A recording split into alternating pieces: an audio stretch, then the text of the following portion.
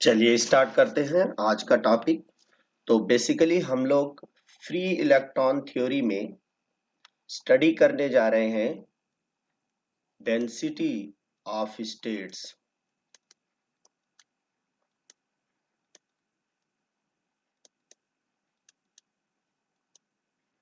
Of electron inside a metal.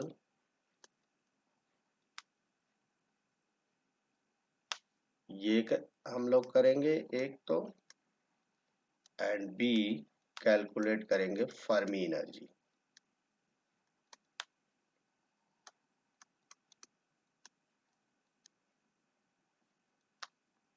जल्दी से समझ लीजिए आप लोग कि ये दोनों क्या, ये जो टॉपिक हम लोग स्टडी करने जा रहे हैं इसका मीनिंग क्या है।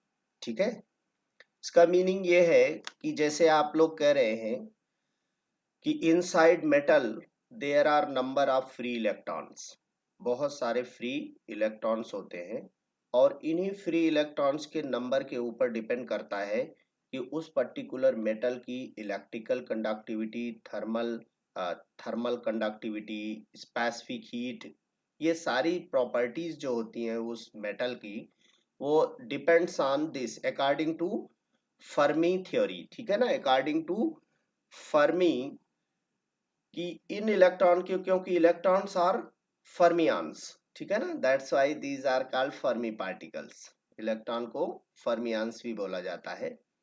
तो जो energy possess by an electron is known as Fermi energy, इसीलिए उसको फर्मी एनर्जी बोला जाता है।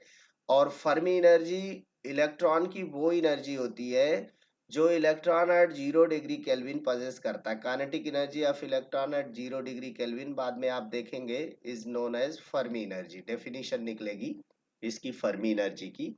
तो later on we will discuss that, हम लोग उसको डिस्कस करेंगे। पर पहले हमें एम है कि इस इलेक्ट्रॉन की डेंसिटी निकाली जाए, density of state of electron inside a metal. ठीक है, तो ऐसा करने के लिए सबसे पहले हम लोग इलेक्ट्रॉन कंसीडर करेंगे, electron in a one dimensional box.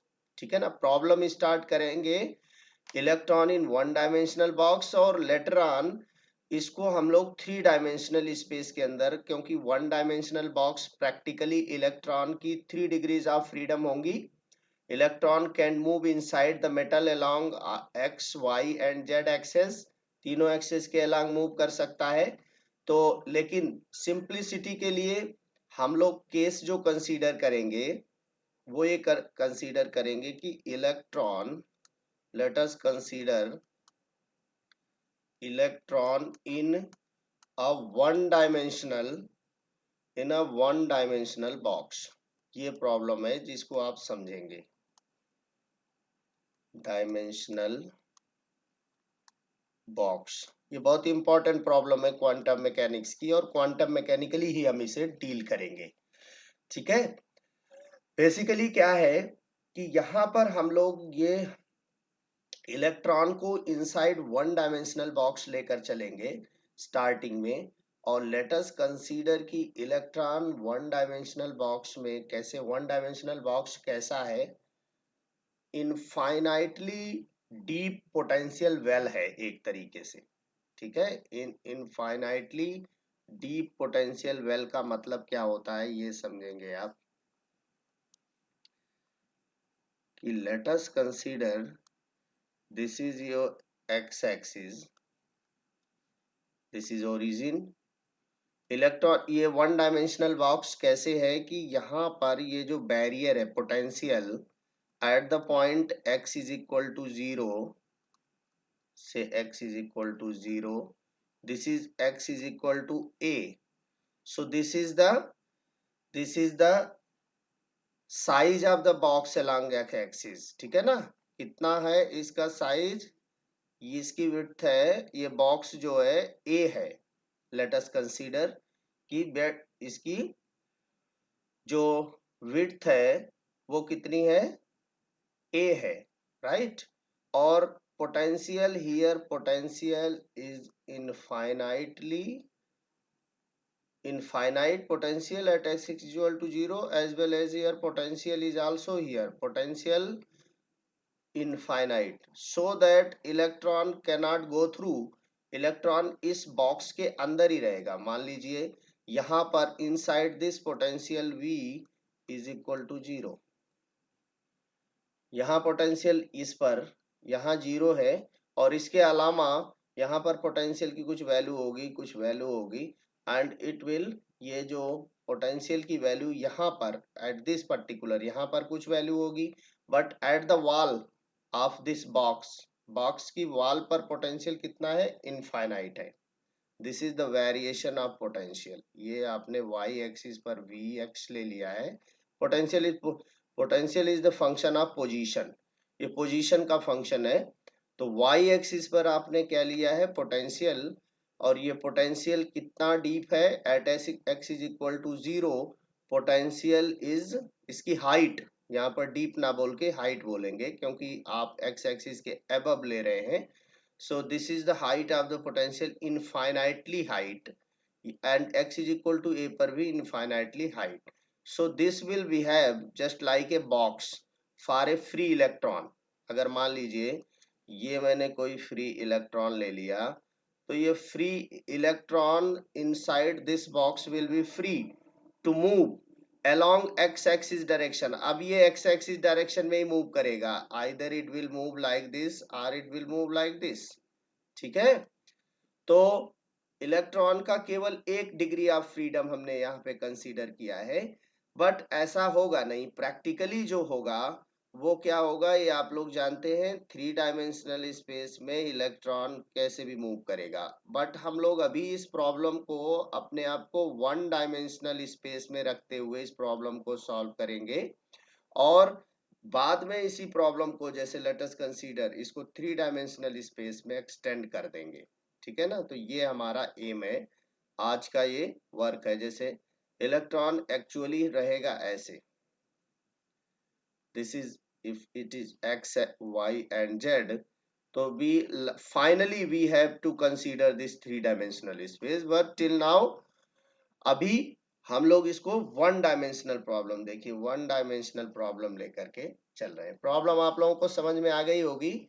ये हम लोग बेसिकली क्या करना चाह रहे हैं कि density of state of electron inside metal, metal के अंदर हम लोग इलेक्ट्रॉन की डेंसिटी ऑफ स्टेट निकालना चाह रहे हैं, but before going to calculate the density of state inside the metal, सबसे पहले आप बताएंगे कि मेटल के अंदर जो इलेक्ट्रॉन होते हैं, free electron, free electron inside metal, आपने देखा होगा कि मेटल के बाहर तो नहीं निकल पाते हैं, तो बाहर नहीं निकल पाते हैं इसका मतलब इनफाइनाइटली डीप पोटेंशियल वेल के अंदर रहते हैं, इसीलिए वो, या आप इसे ऐसे कह सकते हैं कि एक ऐसे बॉक्स के अंदर रहते हैं जिसकी वॉल पर पोटेंशियल इनफाइनाइट होता है, so that electron can not go through these walls, in walls के बाहर नहीं जा सकते, ठीक है ना। ऐसा माना जाता है free theory, free electron theory में,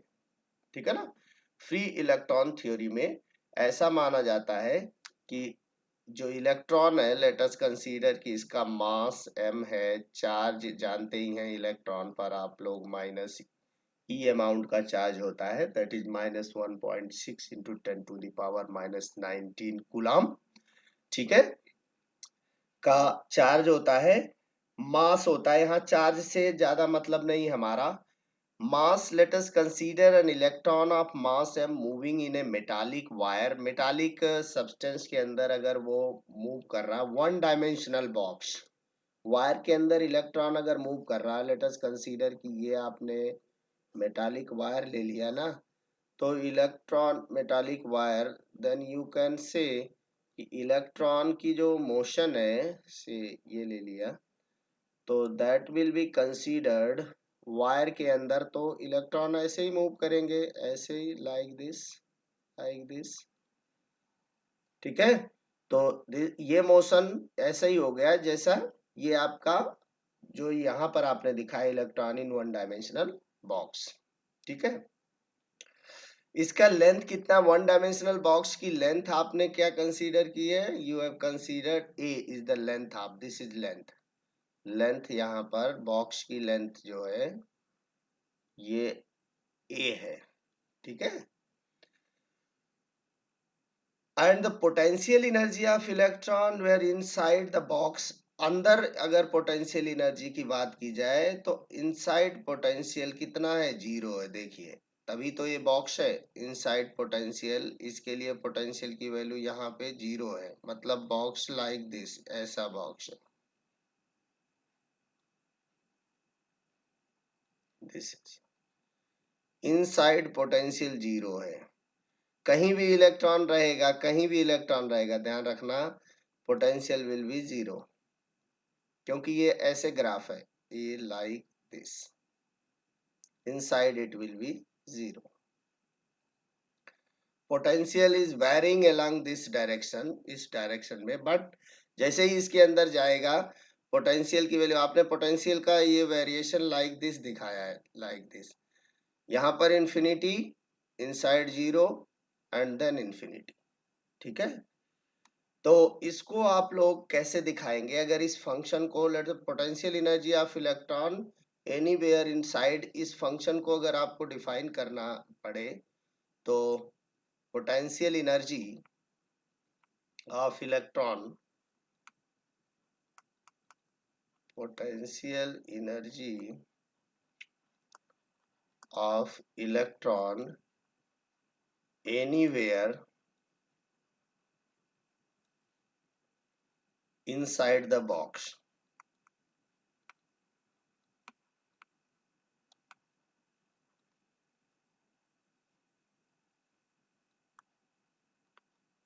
is either constant or zero, ठीक है ना। कांस्टेंट ऐसा भी बोल सकते हैं, कांस्टेंट पोटेंशियल के अंदर वो मोशन कर रहा है, लेकिन यहाँ पर क्या है, कांस्टेंट 0 ही है, ठीक है। मतलब potential is defined like this, potential energy is defined like this, Vx that is equal to 0, कहां से कहां तक, अगर x 0, x varies from 0 to a, देखिए 0 to a के बीच में पोटेंशियल 0 है, and Vx is equal to infinite if x less than equal to 0 and x greater than equal to a। देखिए इधर इस पर भी on the wall as well as outside, on the wall as well as this side potential, ये reason हो गया, ये this reason, और ये वॉल को कंटेन करते हुए, और इधर ये x is equal to a और उससे ग्रेटर वैल्यू पर infinite, potential is infinite, right. तो ये पोटेंशियल आपने डिफाइन कर लिया, और अब हम लोगों को थोड़ा सा मदद लेना पड़ेगा क्वांटम थ्योरी का। और क्वांटम थ्योरी में भी, क्योंकि पार्टिकल है, पार्टिकल फ्रीली मोशन में है, देन इस पार्टिकल से एसोसिएटेड वेव होगी, आप लोग पढ़ चुके हैं अपने क्वांटम थ्योरी में, wave matter wave, D Broglie's matter wave hypothesis के अकॉर्डिंग ये पार्टिकल से एसोसिएटेड वेव होगी, और उसकी वेवलेंथ आप लोग जानते हैं, दैट इज h/p होती है, ठीक है ना। p is nothing but this p is equal to m into v, this is de Broglie wavelength for this particle, for this electron, for this free electron inside the metal, तो wave will definitely be associated with this electron, free electron। अब जब ये इससे associated wave होगी तो quantum mechanics में ये कहा जाता है कि इससे एसोसिएटेड वेव फंक्शन भी होगा, ठीक है ना, according to Schrodinger's wave mechanics, that कि साई वी लेट, अगर हम यहाँ कंसीडर करेंगे कि लेट दैट कि अब इस इलेक्ट्रॉन के पास एनर्जी कौन सी होगी, देखिए काइनेटिक एनर्जी होगी, पोटेंशियल एनर्जी तो 0 है, तो फ्री इलेक्ट्रॉन के पास जो टोटल एनर्जी होगी वो काइनेटिक एनर्जी होगी, राइट। और kinetic energy of electron will be 0 to Fermi energy, ठीक है। 0 से कहां तक वेरी कर सकती है, फर्मी एनर्जी तक वेरी कर सकती है। Electron will be different energy state, 0 से शुरू होकर के फर्मी एनर्जी तक कुछ भी हो सकती है, और वो डिफरेंट एनर्जी स्टेट में होंगे, ठीक है। तो inside inside box potential energy 0 है। श्रोडिंगर वेव इक्वेशन, अब मान लिया हमने इन जनरल कोई फॉर nth इलेक्ट्रॉन, एक कोई इलेक्ट्रॉन कंसीडर कर लिया for nth electron, wave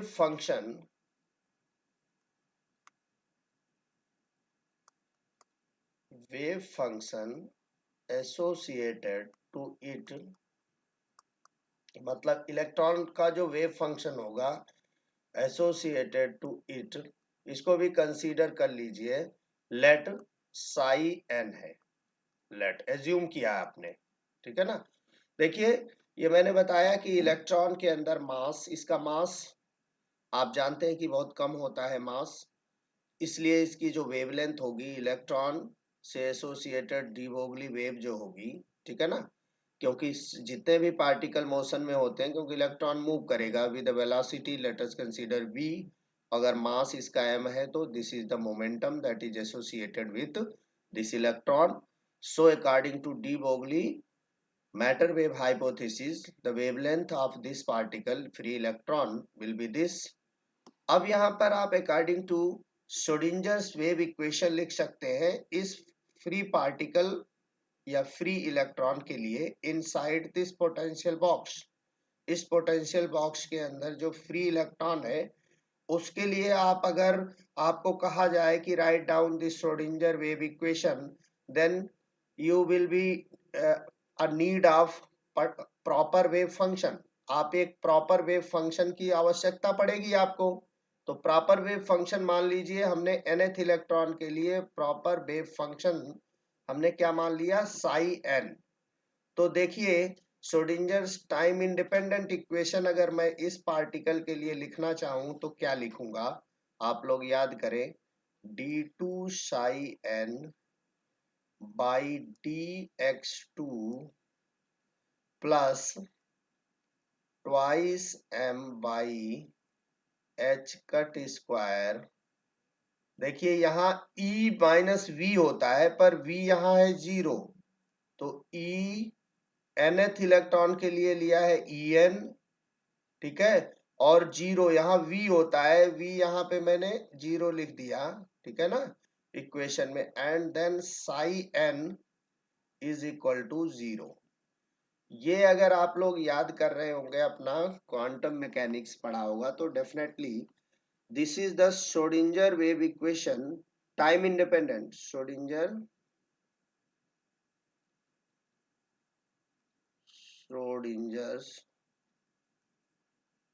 wave equation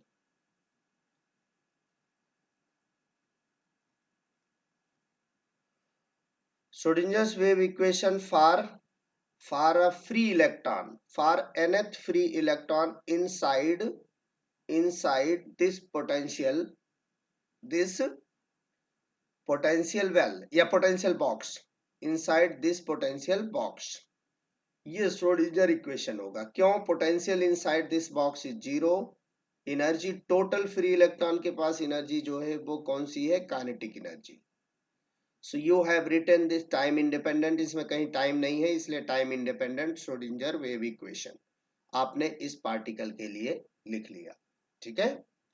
अब इसी इक्वेशन को आपको मैथमेटिकली सॉल्व करना है। इसको सॉल्व करके देखिए क्या क्या चीजें आप पा सकते हैं। एक तो psi n, this is the wave function, इस वेव फंक्शन से आपको डेंसिटी ऑफ स्टेट पता चल जाएगा, ठीक है। और ई एन एनर्जी, इस एनर्जी से आप फर्मी एनर्जी का पता लगा लेंगे।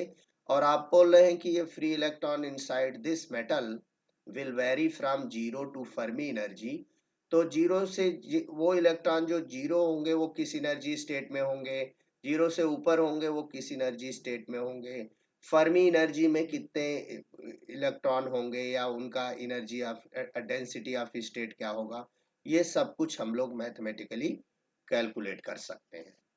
तो देखिए this is free electron theory. Electron के फ्री इलेक्ट्रॉन थ्योरी को हम लोग कंसीडर करके बात कर रहे हैं फ्री इलेक्ट्रॉन की इनसाइड अ मेटल। ठीक है। अब यहां से जो कुछ भी वर्क है वो मैथमेटिकल है। इसको मैं थोड़ा सा मैथमेटिक्स को जरा फास्ट कराता हूं और फिर आते हैं इंटरप्रिटेशन पर। ठीक है, तो लेट वी मूव।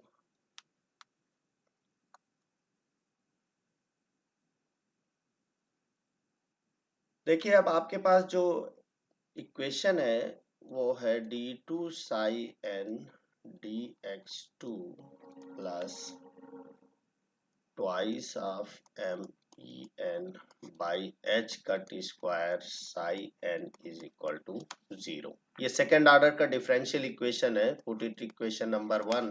और इस कांस्टेंट को यहाँ पर आप पुट कर लीजिए, twice of m e n by h cut square is equal to k square. Put this value in this equation, then you will get d2 psi n by dx2 plus k square psi n is equal to 0, right? ये second order का differential equation है। Then the general solution of this equation, general solution क्या होगा, general solution of equation 2 will be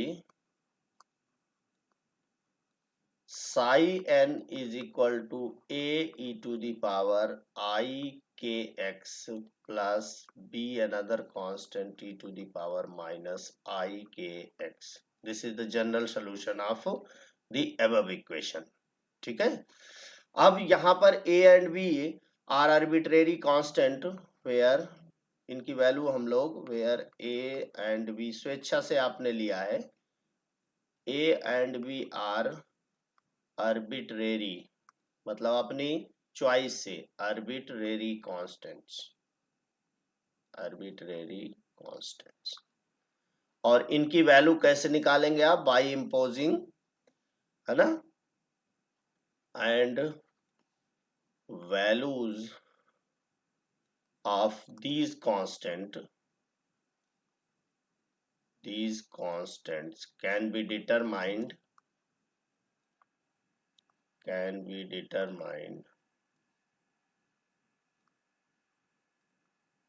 by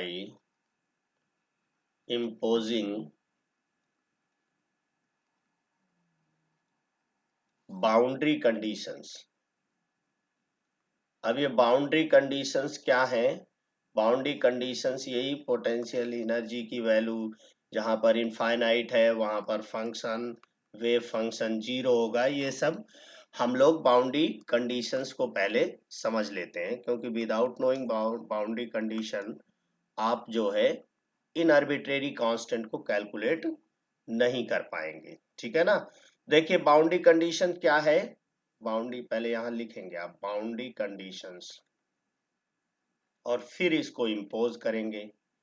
तो what are boundary conditions, boundary conditions ये है कि at x is equal to 0 and x is equal to a, ठीक है, इन दोनों पर जो आप वेव का एम्पलीट्यूड देखते, ये वेव फंक्शन इस पर वैनिश करेगा, मतलब यहाँ पर कोई इलेक्ट्रॉन नहीं होंगे, तो psi n mod square will be 0। ठीक है, इसका मतलब है कि साई एन की value at this function psi n will be 0 and at x is equal to a पर भी psi n will be 0। There will be no any electron on the wall पर कोई भी इलेक्ट्रॉन नहीं होगा, यानी wave function अगर नहीं है तो इलेक्ट्रॉन भी वहां नहीं होगा, इसका मतलब ये होता है। ठीक है, और जब इसको आप इम्पोज करेंगे, देखिए x इज इक्वल टू, जब इस वैल्यू को रखेंगे साई एन, पहला साई एन आपके पास सोल्यूशन ये है, psi n is equal to a e to the power i k x plus b e to the power minus i k x, ये general solution था। इसमें जब आप देखिए रखेंगे पहली condition x is equal to 0 रखेंगे, you will get A x 0 रखने पर इसकी वैल्यू 1, यानी a plus B is equal to 0। इसको कुछ इक्वेशन, हमारे एक इक्वेशन लिख दीजिएगा, और दूसरी कंडीशन इंपोज करेंगे, इस ये वैल्यू रखेंगे, and this is again psi n 0, and now a e to the power I k a plus b e to the power minus I k a, ये दोनों कंडीशन हमने रख दिया, एक तो ये कंडीशन और एक ये condition. By imposing this equation 3 मिल गया, ये वाली कंडीशन, और ये सेकंड कंडीशन आपने इम्पोज कर दिया तो ये मिल गया। अब यहां से देखिए आप कैलकुलेट कर सकते हैं, फर्स्ट इक्वेशन से ये, सॉरी इक्वेशन 3 से आपका मिल गया a is equal to minus B, from this equation you have a is equal to minus B, इस वैल्यू को यहाँ पर रख दीजिए, देखिए है ना, तो a is equal to b को माइनस a रख दीजिए, तो यू विल गेट, ये तो a है e to the power I k a, b को माइनस a, तो this will be minus a e to the power minus I k a is equal to 0। Further solve करिए, a बाहर ले लीजिए, e to the power I k a माइनस e to the power minus I k a is equal to 0। ठीक है, इसे solve करें, ये होगा cos के a प्लस आई साइन के a माइनस इसमें देखिए इसको a, this is nothing but this is cos के a प्लस आई साइन के a, आई साइन के a फर्स्ट टर्म, दूसरा माइनस cos के a, माइनस होता वो पर वो प्लस हो जाएगा, plus I sign k a is equal to 0। अब देखिए ये टर्म तो कैंसिल है, इस टू साइन, मतलब यहां से आपको मिलेगा from this, next consider, from this you have sine k a, sign आई ए तो 0 हो नहीं सकता, साइन के ए, इसके अलावा ए आई और होगा, that will cannot be equal to 0, तो sign k a is equal to 0। इसका मतलब k a is nothing but this is n pi, n क्या हो गया, where n is equal to integer, ठीक है ना। एन की वैल्यू यहां पर देखिए कुछ भी हो सकती है, के A N is equal to 1 2 3 and so on, all these values of n is possible, ठीक है ना। 1 पाई रखेंगे, के ए की वैल्यू अगर n इज इक्वल टू 1 रखेंगे, देखो पाई हो जाएगा, दैट इज 0, ठीक है ना। अगर आप n की वैल्यू देखिए, n is equal to 0 state हम लोग consider, n is equal to 0 भी रखते तो भी ये वैल्यू 0, के इफ आइदर के इज 0, के ए 0 होगा तो भी ये वैल्यू 0 हो जाएगा, बट के ए को अगर 0 आर के एल, यहाँ 0 भी हो सकती है इसकी वैल्यू, ठीक है ना। तो n can varies, this can vary, k l is equal to 0 और k l k sorry k a is equal to n pi, इसको भी आप ले सकते हैं, और n can varies from this state to this state, right, मतलब integer n can varies from, यहाँ आप 0 भी कंसीडर कर सकते हैं, ध्यान रखिए, पर 0 कंसीडर करने से हम लोगों को जो एनर्जी स्टेट होगी, मतलब इलेक्ट्रॉन, वो हम 0 ले लिया आपने ऐसा होगा, है ना। अगर आप इसको 0 लिया तो 0 एनर्जी स्टेट भी हो जाएगी, तो लेट बी कंसीडर इट, क्योंकि इस इक्वेशन को जब आप सॉल्व करेंगे तो इट एन मैथमेटिकली इट इज पॉसिबल कि इसको आप n इज इक्वल टू, देखिए मैथमेटिकली ये 0 भी पॉसिबल है, इट इज, लेकिन ये इसको क्यों नहीं कंसीडर कर रहे हैं, क्योंकि अगर आपने इसको जीरो ले लिया तो इसका मतलब k A, you have put के a is equal to zero, ठीक है, और के ए जीरो रखने पर फिर ये फंक्शन विल वैनिश, फंक्शन की वैल्यू भी जीरो हो जाएगी। Mathematically this is possible.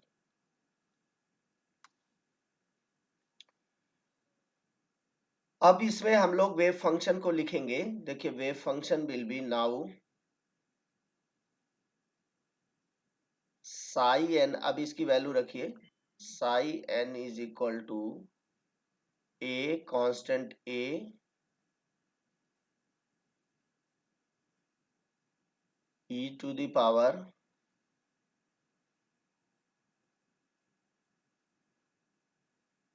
the power I k x minus, क्योंकि a is equal to minus b है या b is equal to minus a है, minus k x, right. This will be two, इसे solve करेंगे, अभी बता रहा था मैं, टू आई ए वो प्लस होकर के साइन के एक्स हो जाएगा। अब k की भी वैल्यू रखनी है, this is two i A sine k is nothing but n pi by a, यहां से देखिए k is equal to n pi by a, इस वैल्यू को यहाँ सब्स्टिट्यूट कर दीजिए, n pi x over a, this is your psi n, ठीक है, राइट। अब ये साई n आपको कैसा दिख रहा है, दिस इज कॉम्प्लेक्स इमेजिनरी दिख रहा है, तो take the magnitude of this psi n का amplitude, amplitude of this will be twice of a sin n pi x divided by a, ठीक है। ये वेव फंक्शन होगा, right equation what ever be the equation, equation number 4, equation number 4। अब यहां से आपको ये वैल्यू कैलकुलेट करनी है, ये कांस्टेंट है, अभी आपने b की वैल्यू साई एन, इसका मतलब है कि आपने इस एक्सप्रेशन को in terms of a calculate कर लिया है। अब आपका एक आर्बिट्रेरी कांस्टेंट b यहां से आपने in terms of a single arbitrary constant a की वैल्यू की टर्म्स में आपने इसे सॉल्व कर लिया, ठीक है ना। कहने का मतलब ये हुआ कि जो b है वो जीरो हो गया, ठीक है ना। तो अब यहाँ पर a को और कैलकुलेट करना है। In order to calculate e हम लोग दूसरी बाउंड्री नॉर्मलाइजेशन कंडीशन लगाएंगे, ठीक है ना। तो a की वैल्यू को भी हम लोग सॉल्व कर सकते हैं, राइट। कैसे, देखिए,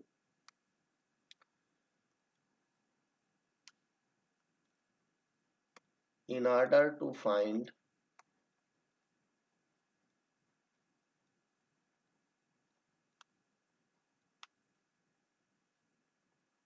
value of 2a, 2a की वैल्यू हम लोग 2a ही आप देख रहे हैं कांस्टेंट है, किसमें, वैल्यू ऑफ 2a अप्लाई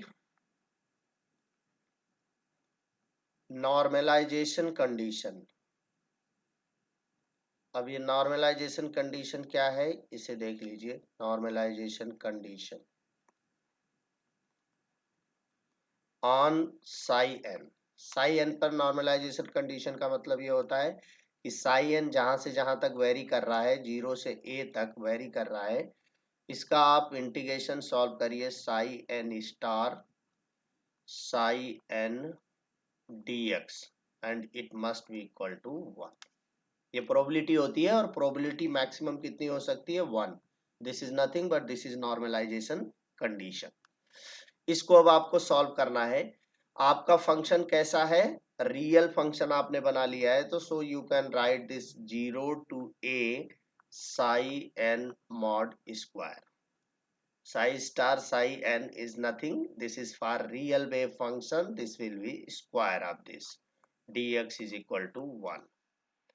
अब इसकी वैल्यू रखिए 0 to a, 2a sine n pi x by a है तो 2a ये हो जाएगा 4a square sine square n pi x by a। तो इस फंक्शन साई n की वैल्यू रख दी हमने यहाँ पर is and dx is equal to 1। Solve it, इसको सॉल्व कर दीजिए। देखिए cos 2a वाला फार्मूला लगा दीजिए 0 to a 4a square divided by 2 हो जाएगा and under bracket 1 minus cos of 2n pi x by a and dx is equal to 1। Right, इसको देखिए ये 2a स्क्वायर हो जाएगा 2a स्क्वायर, इसको सॉल्व कर लीजिए इंटीग्रेशन को।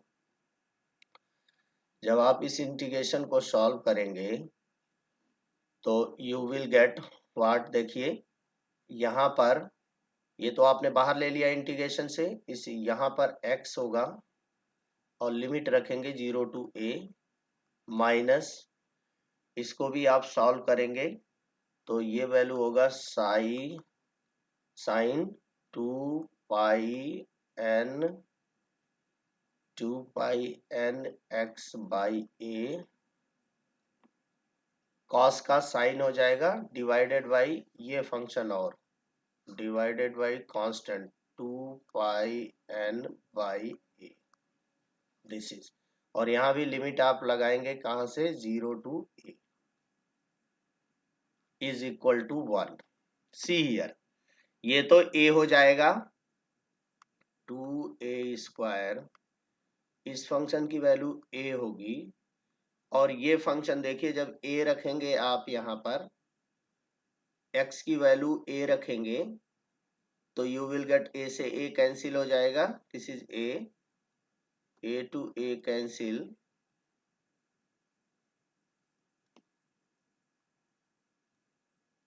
X y a cancel, 2 pi n sine 2 pi n की वैल्यू 0 होती है, ठीक है। और दोबारा जब आप x इज इक्वल टू 0 रखेंगे तो again sine 0 is equal to 0 होता है, इसका मतलब यहाँ वैल्यू आएगी 0। This is equal to what 1। इसका मतलब है कि यहाँ पर आपको this implies that 2a square a is equal to 1। Or यहाँ 2 का मल्टीप्लीकेशन दोनों तरफ कर दो तो 4a square is equal to 4a square a is equal to 2। It mean 4a square is equal to 2 by a, that means 2a under root ले लेंगे दोनों तरफ तो 2a is equal to under root of 2 by a, ये value आ गई आपकी 2a की। अब इस 2a की वैल्यू को आप ये 2a की वैल्यू ही तो निकाल रहे थे उस वेव फंक्शन में रख दीजिए तो यू हैव नाउ, अब आपके पास वेव फंक्शन साई n आ गया अंडर रूट ऑफ 2a की वैल्यू रख रहा हूं under root of 2 by a sine n pi x over a। ये फाइनल सोल्यूशन, आपने वेव फंक्शन निकाल लिया, फ्री इलेक्ट्रॉन का वेव फंक्शन आपने निकाल लिया, ठीक है। फ्री इलेक्ट्रॉन का according to Schrodinger's wave equation आपने ये value psi n value calculate कर ली, ठीक है ना। अब एन की वैल्यू रखते जाइए, एन वेयर एन ये लिखेंगे आप। देखिए आपने एन को कहां से लिया है 1 से लिया है, ठीक है ना, 1 2 3 एंड सो ऑन। ये वैल्यू रखेंगे तो वेव फंक्शन की डिफरेंट डिफरेंट वैल्यूज मिलनी शुरू हो जाएगी। जैसे n इज इक्वल टू 1 पर यू विल गेट साई 1, ठीक है ना, this is nothing but this is twice y. कुछ ऐसे फ्री इलेक्ट्रॉन होंगे जिनका वेव फंक्शन ये होगा। अब वेव फंक्शन ये होगा तो इनकी एनर्जी भी डेफिनेटली डिफरेंट, स्टेट अलग हो गई तो एनर्जी भी अलग होगी। ये होगा साइन n की जगह 1 रखना है pi x by a, this is कुछ इलेक्ट्रॉन जो first energy n is equal to 1 energy state में होंगे। इनकी एनर्जी क्या होगी? एनर्जी इनकी होगी E1। ये तो एनर्जी होगी, ये इनका होगा क्वांटम स्टेट या फिर एनर्जी स्टेट। फिर कुछ इलेक्ट्रॉन ऐसे होंगे जो wave function will be under twice by a sine 2 pi x, n की वैल्यू 2 बाई ए। ऐसे इलेक्ट्रॉनों की एनर्जी डेफिनेटली अलग होगी। जब स्टेट अलग है तो एनर्जी भी अलग हो गई, and this will B E2। Similarly, you can say some electron have wave function psi 3, that is under root of 2 by a sine 3 pi x over a, and energy of this electron will be E3। समझिए ध्यान से, ठीक है। अब ये state अलग अलग हो गए, इसको हम लोग ग्राफिकली भी रिप्रेजेंट कर सकते हैं, ठीक है ना। ग्राफिकली भी इसको हम लोग रिप्रेजेंट कर सकते हैं। और देखिए इलेक्ट्रॉन को जब आप इसको देखेंगे ग्राफिकली कि ये इलेक्ट्रॉन कैसे रहता है, इस तो यहाँ से वेवलेंथ के बारे में भी आप आइडिया लगा सकते हैं कि what will be the wavelength of that particular electron, क्योंकि ये और कुछ नहीं बल्कि ये क्या है, दिस इज, इसको आप लोग साइन के एक्स लेकर के, k is equal to twice pi by lambda, twice pi by lambda, ठीक है ना। दिस इज, ये वेवलेंथ है, तो दिस इज, इसको आप लोग के एक्स, आपने देखा था ना कि अभी आपने स्टार्टिंग में फर्स्ट में देखा होगा कि हमने जो कांस्टेंट कंसीडर कर लिया था, वो कांस्टेंट क्या था? वी, एक हमने, ध्यान हो, ये अगर इस टर्म को वेवलेंथ की टर्म्स में लिखना हो, देखिए ये this is nothing but this is k x. K x से अगर इसको कंपेयर कर दें तो k x is equal to pi by a, पाई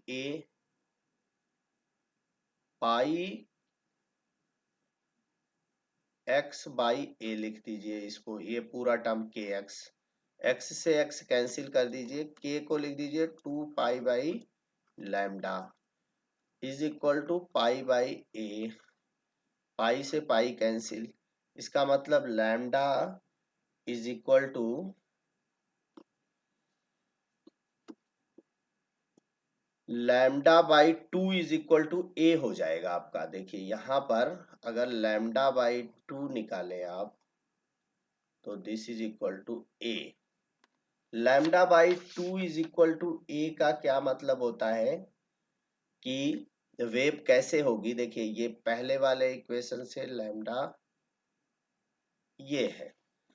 अब आप अगर इसको ग्राफिकली रिप्रेजेंट करें तो ये मान लीजिए आपका, एक मिनट इसको जरा क्लियरली बनाया जाए, इसको बहुत ध्यान से समझना आप लोग।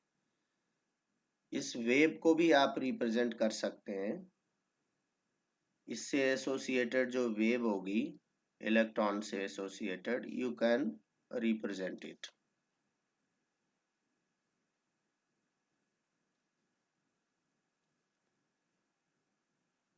देखिए ये तो आपका बॉक्स हो गया, ठीक है। इस बॉक्स में अब ये डिफरेंट स्टेट होंगे, जैसे मान लीजिए this is n is equal to 1, ठीक है।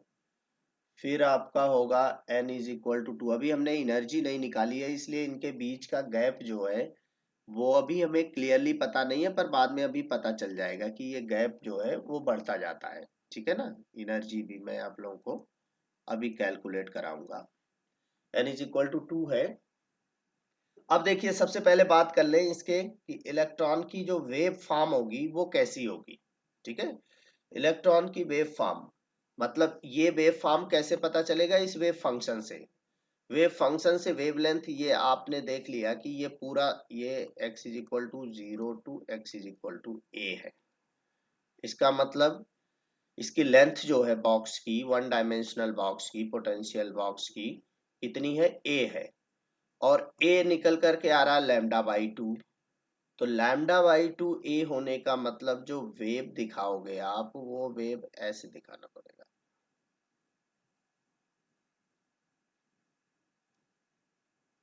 ठीक है। This is for total A तक के लिए है। n इज इक्वल टू 1 के लिए आपका जो ए निकल के आ रहा है that is lambda by 2। Lambda by 2 mean the wave will be like this. फिर n इज इक्वल टू 2 के लिए ये होगा lambda. n is equal to 2 के लिए लैम्डा का मतलब the wave will be like this. This is for n is equal to 2। ठीक है। और यहाँ पर वैसे भी देखिए तो फ्रीक्वेंसी जो है यहाँ पर ये अगर 2 आ गया, ठीक है ना, इसकी जस्ट डबल फ्रीक्वेंसी हो रही है, इसकी जस्ट ट्रिपल फ्रीक्वेंसी हो रही है। जैसे n इज इक्वल टू 3 के लिए अगर आपको ग्राफ खींचने को बोले n इज इक्वल टू 3, तो now the frequency of this is actually 3 times of this. 3 times of this का मतलब इसमें एक बना है ये आपका ये जो लूप 1 आपको दिखाई दे रहा है, इसमें 2 दिखाई दे रहा है, इसमें 3 बनेंगे ये। ठीक है। यहां पर ये यहां पर आप लिखेंगे कि a is equal to nothing but this is lambda by 2। यहाँ पर a किसके बराबर हो गया है, यहाँ पर a हो गया है 2 लैम्डा बाई 2।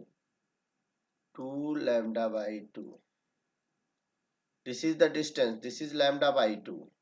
ये लैम्डा बाई 2 डिस्टेंस है। ठीक है। और ये लैम्डा बाई 2, लैम्डा बाई 2 क्योंकि इसको आप लैम्डा बाई 2 ही तो लिया है। This is lambda by 2, this is what lambda by 2। ये पूरी वेव ये कंप्लीट हो रही है, तो दिस डिस्टेंस इज लैम्डा यहां से यहां तक। अब ये फिर lambda by 2 lambda by 2 lambda by 2, तो यहाँ ए 3 लैम्डा बाई 2 वैल्यू आएगी। इसे आप सॉल्व करके देख भी सकते हैं। जैसे पुट इट 3 पाई बाई ए, ये के की वैल्यू है ये, this is nothing but this is के। और के जानते हैं आप 2 पाई बाई लैम्डा होता है। पाई से पाई कैंसिल कर दो, यहाँ से ए की वैल्यू निकल कर आएगी। देखिए ए इज इक्वल टू 3 बाई 2, 2 इधर लैम्डा इधर ए इधर ऊपर 3 बाई 2 लैम्डा। तो इनसाइड दिस पोटेंशियल बॉक्स आप किसी भी इलेक्ट्रॉन को देखो, कुछ इलेक्ट्रॉन्स इस एनर्जी स्टेट में होंगे, ठीक है ना, से E1। कुछ इलेक्ट्रॉन इस एनर्जी स्टेट में होंगे से E2। कुछ इलेक्ट्रॉन इस एनर्जी स्टेट में होंगे से E3। ठीक है। नेक्स्ट लेक्चर में मैं आप लोगों को E1 E2 E3 ये सब कैलकुलेट, En जनरली कैलकुलेट करूंगा आफ्टर कैलकुलेटिंग En। और इसको कैलकुलेट कुछ करने की जरूरत नहीं है, ये आप लोग ऑलरेडी कैलकुलेट कर चुके हैं। जब ध्यान रखो आपने के स्क्वायर लिखा था ना, k square is equal to twice of MEN by h cut square, यही तो लिया था। अब इसमें आपको इस के की वैल्यू रखनी है, ठीक है ना, ये वैल्यू रख करके En की वैल्यू निकाल दो। और के की वैल्यू अभी आपने सॉल्व की थी, ये के की वैल्यू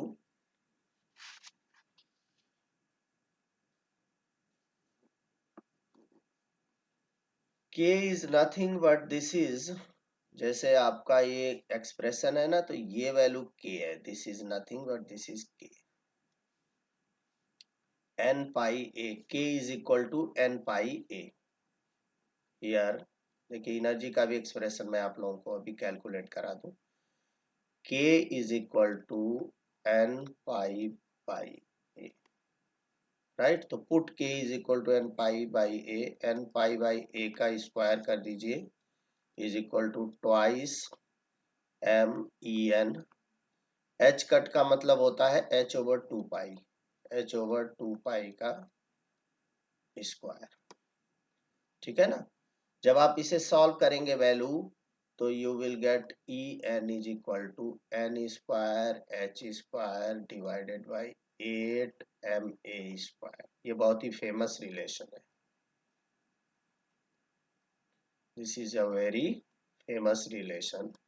अब इसमें n की वैल्यू आप जानते हैं कि n is equal to 1 2 3, n की value 1 2 3 and so on and so on.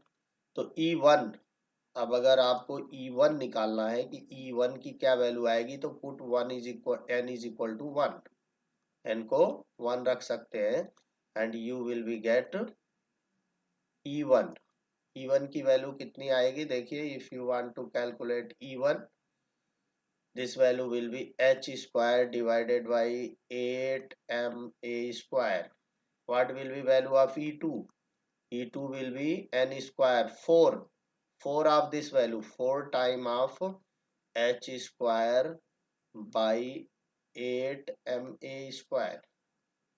E3 मतलब 3 का square 9 time of h square by 8ma square.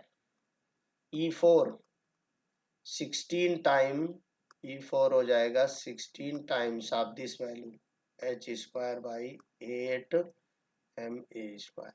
अब देखिए इनके बीच का सेपरेशन, इसकी वैल्यू है h square by 8ma square, इसकी वैल्यू 4 टाइम ऑफ दिस, फिर इसकी value 9 time of this value, फिर 16 टाइम ऑफ दिस वैल्यू. आप समझ रहे होंगे कि ये जो इक्वी स्पेस नहीं है एनर्जी लेवल, एनर्जी लेवल भी क्या है, इनके बीच का सेपरेशन, जैसे जैसे आप एबव जा रहे हैं वैसे वैसे इनके बीच का सेपरेशन भी बढ़ता जा रहा है. तो अगर ये E1 है तो this is 4 time of E1. E1 E2 जो है ये, इसको आप ऐसे लिख सकते हो, you can right it, this E2 is nothing but this is 4 time of E1. ठीक है. E3 को क्या लिख सकते हो, you can right it 9 time of E1, 9 time of E1. ऐसे आप वैल्यू, फिर अगली वैल्यू आपकी हो जाएगी 16 time of E1, 25 time of E1. ये एनर्जी है इस तरफ, ये एनर्जी, और इधर आपका x वेरी कर रहा है.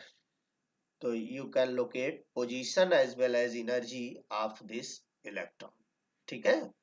अब हम इस एनर्जी से आगे मैं आप लोगों को बताऊंगा कि डेंसिटी ऑफ स्टेट क्या होता है. Density of state is nothing but this is dn over de. This is density of state, right. तो ये सब हम लोग डिस्कस नेक्स्ट लेक्चर में करेंगे, और इसको मैं फिनिश करके अभी फिर 3 डायमेंशनल बॉक्स का भी कंसेप्ट थोड़ा सा आप लोगों को समझाना पड़ेगा, एंड देन हम लोग फर्मी एनर्जी पर आएंगे. तो ये बेसिकली 2 लेक्चर में ही हो पाएगा, तो इसके जस्ट बाद में आप लोगों को इसको कंसीडर.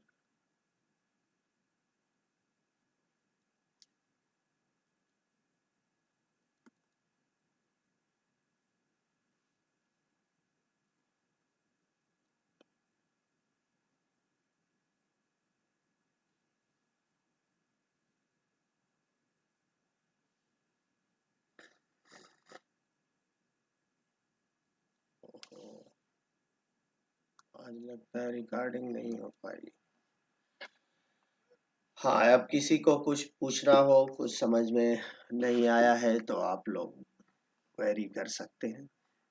वैसे क्वांटम मैकेनिक्स की प्रॉब्लम थी, और इसको आप लोग ऑलरेडी मुझे लग रहा है सेकेंड ईयर में इसको पढ़ चुके हाँ हैं. सर, पढ़ चुके हैं, बट फिर भी एक बार यहाँ पर भी, क्योंकि वहां पर आपने श्रोडिंजर इक्वेशन, यहाँ basically application free electron theory में हो सकता है मैंने बताया हो, बट यहाँ पर स्पेशली आप उसका एप्लीकेशन करते हैं, वहां आप लोगों ने श्रोडिंजर वेव इक्वेशन वाले चैप्टर में पढ़ा होगा.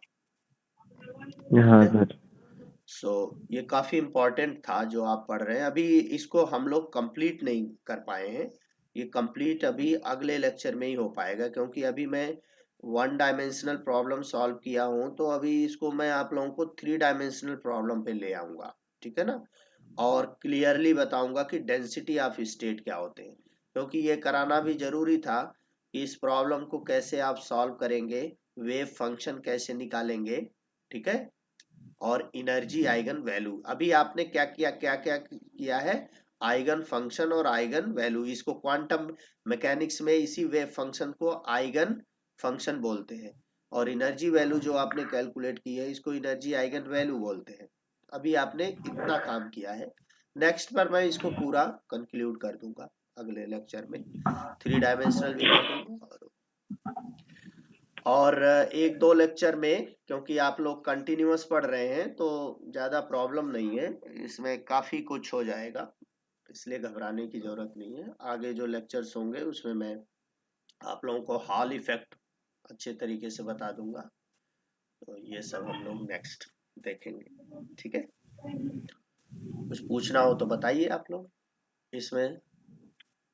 नहीं सर, ये तो सब समझ में आ गया? हाँ सर, सेकंड ईयर में ही पढ़ा था।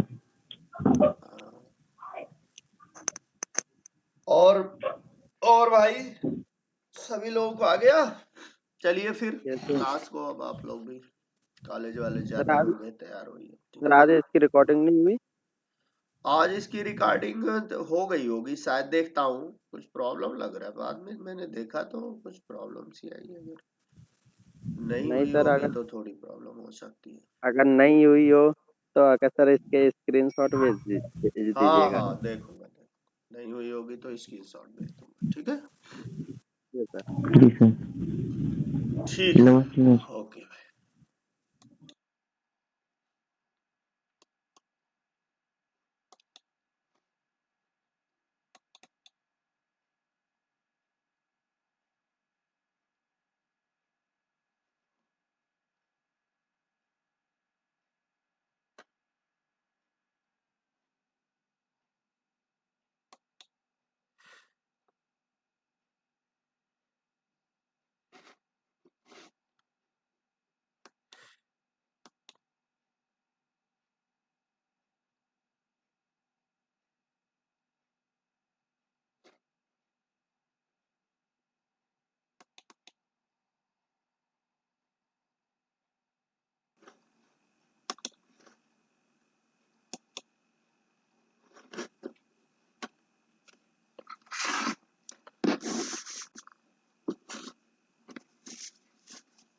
चलिए स्टार्ट करते हैं आज का टॉपिक। तो बेसिकली हम लोग फ्री इलेक्ट्रॉन थ्योरी में स्टडी करने जा रहे हैं डेंसिटी ऑफ स्टेट्स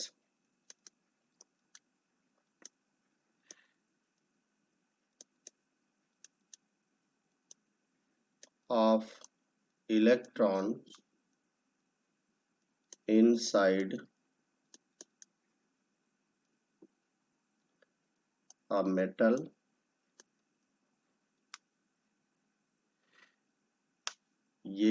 हम लोग करेंगे एक तो, एंड बी कैलकुलेट करेंगे फर्मी एनर्जी।